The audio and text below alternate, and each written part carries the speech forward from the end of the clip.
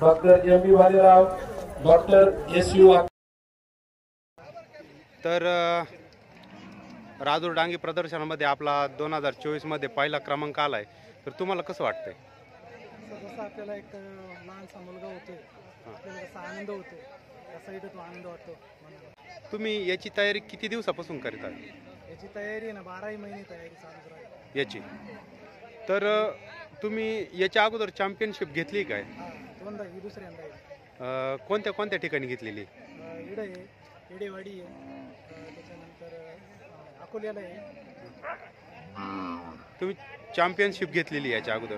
तुमच्याकडे किती जनावर आहेत? आमच्याकडे 15 डांगे आहेत, संपूर्ण डांगी जनावर आहेत. तर याचा उपयोग काय केला जातो तुम्ही? याचा उपयोग असा का आपण गायीसाठी पण वापरायचा, शेतीसाठी, उन्हात पाण्यात सगळी करतो.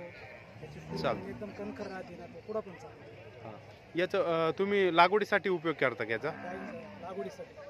तर तुम्ही बाहेर पण लागवड करता, म्हणजे बाकीचे डांगी जनावर आले तर तुम्ही बाकीच्यांना तुम्ही याचा हे करतात का रेडी? तर त्याचा आपण रेट ठरवलाय का? रेट नाही ठरवलं, त्यांनीच काय द्यायचं पेमेंट केलं. तर ही डांगी जात कोणत्या कोणत्या ठिकाणी आढळले जाते महाराष्ट्रामध्ये? इगतपुरी तालुका, अकोला तालुका, एक ठाणा तालुका. तर ह्या आपल्या तालुक्यांमध्येच का आढळली जाते ही जात?